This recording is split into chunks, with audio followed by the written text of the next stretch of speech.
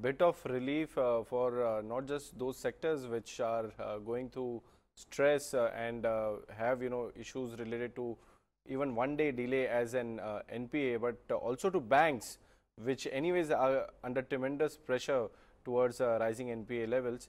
Whether this step is in right direction or not, that we may discuss later. But moving on, Tata Steel has offered 35,000 crores for Bhushan Steel resolution, and my colleague Neha Botra is now joining us for the details. Neha, what's happening? Last week, Tata Steel and Bhushan Steel did confirm that they are close to signing a pact. Remember, Bhushan Steel has been undergoing insolvency proceedings at NCLT, and Tata Steel had announced that it has been selected by the Committee of Creditors as the highest compliant bidder. Today's development requires the resolution professional to move NCLT with the resolution plan submitted by Tata Steel for acquiring the majority stake in Bhushan Steel. Clearly, this is a formality, but what we also understand is that Tata Steel is willing to make a cash payout of about 35,000 crore rupees. In fact, it also says it will pay operational creditors about 1,200 crore rupees.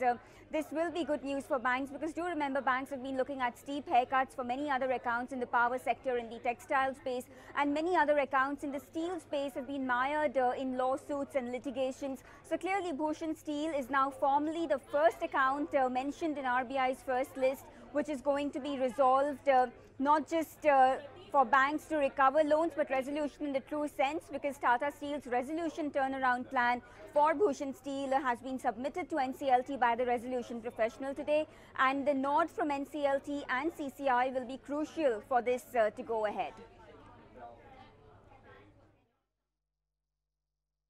Thanks much for that update. Meantime, another hurdle has come in the way for ArcelorMittal in the battle for Essar Steel.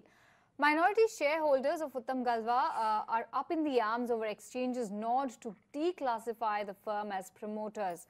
Now, what we're picking up essentially from sources is the fact that these minority shareholders have challenged the promoter declassification nod for Arcelor, and due to the process for declassification, which they believe is actually not allowed, and the due process is also not followed under the Section 31A of LODR.